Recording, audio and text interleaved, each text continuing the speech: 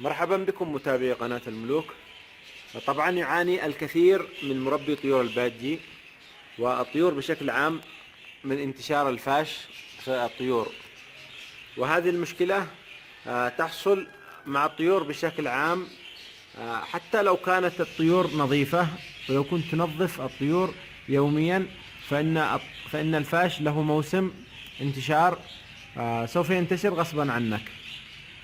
واليوم سوف نقدم لكم طريقة إن شاء الله للتخلص من الفاش.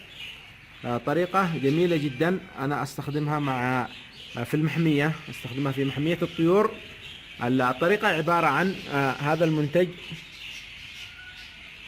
سي3.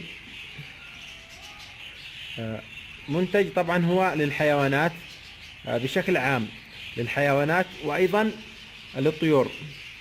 كما تلاحظون صورة الفاش موجودة في أعلى هذا المنتج، ويتم معالجة الفاش والقمل الذي ينتشر في الحيوانات، وأيضا ممكن استخدامه للطيور، ولكن يجب أن تستخدمه للطيور بحذر.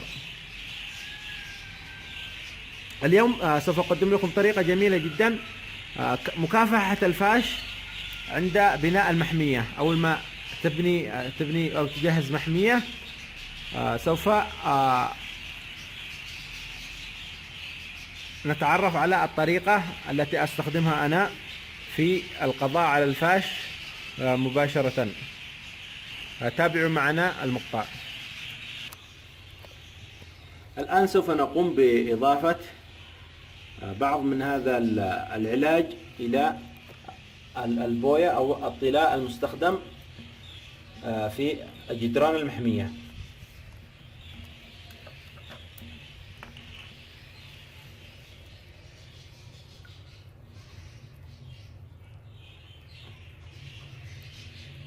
يمكن أن نضع 5 إلى 7 قطرات.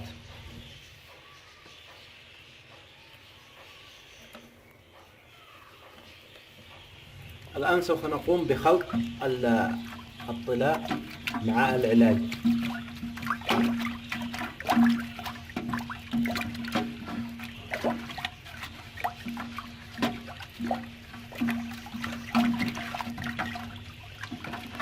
طبعا هذا اللون أبيض، ممكن أن تستخدم أي لون، لون الطلاء، يعني كل واحد على حسب ذوقه. ومن الأفضل أن تكون ألوان جدران المحمية تكون ألوان غامقة حتى لا تبتان الأوساخ بسرعة.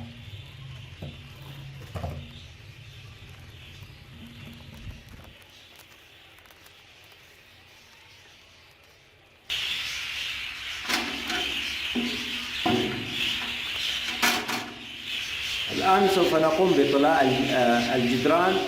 طبعا هذا العلاج سوف يكون كحماية من الفاش. طبعا الفاش يعني لا يستطيع أن يعيش داخل هذه الجدران لأنه يوجد بها هذا العلاج.